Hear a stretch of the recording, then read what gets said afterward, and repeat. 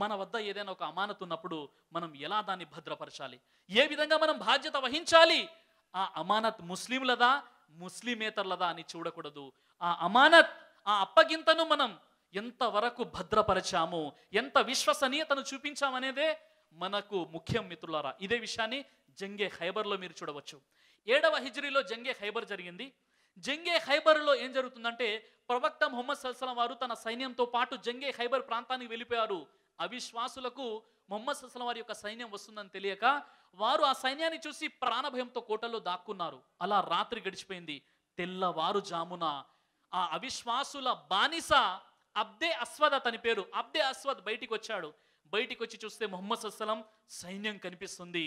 అవిశ్వాసుల బానిస వచ్చి ఏమంటున్నాడంటే, ఓ ప్రవక్త ముహమ్మద్ సల్లల్లాహు అలైహి వసల్లం, అసలు మీ సందేశం ఏంటి, మీ మెసేజ్ ఏంటంటే ముహమ్మద్ సల్లల్లాహు అలైహి వసల్లం చెప్పారు, సర్వానికి సృష్టికర్త ఒక్కడే, ఆయనకు సహవర్తులుగా ఇతరులను నిలబెట్టకూడదు, నేను దైవ ప్రవక్త అని చెప్పడం జరిగింది.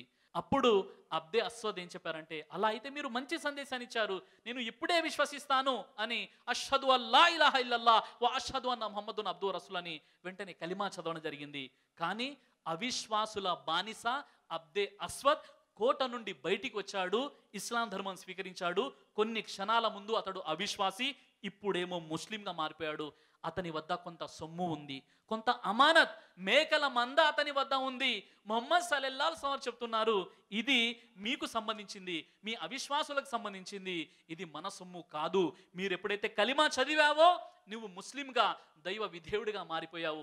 ఒక దైవ విధేయుడి యొక్క లక్షణం ఏంటంటే, ఎవరి సొమ్ముని కూడా కాచేసేవాడు దైవ విధేయుడు కాదు. నువ్వు వెళ్ళి వెంటనే నీ అమానత్, నీ సంపద, నీ సొమ్మును తీసుకెళ్ళి మీ యొక్క కోటలోని వారికి ఇచ్చివేసి, వారికి హ్యాండ్ ఓవర్ చేసి, వారికి అప్పగించి తర్వాత మన వద్దకు రాని ముహమ్మద్ సల్లల్లాహు అలైహి వసల్లం కలిమా చదివిన తర్వాత కూడా ఆ సొమ్మును, ఆ ధనాన్ని అవిశ్వాసులకు పంపించి వేశారు.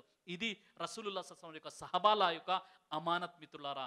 ఈరోజు చాలా దౌర్భాగ్యకరమైనటువంటి విషయం ఏంటంటే, ఈరోజు అలాంటి అమానత్, అలాంటి విశ్వసనీయత, అలాంటి నైతికత ఈరోజు మనలో లేకపోవడం కడు శోచనీయమైనటువంటి విషయం మిత్రులారా.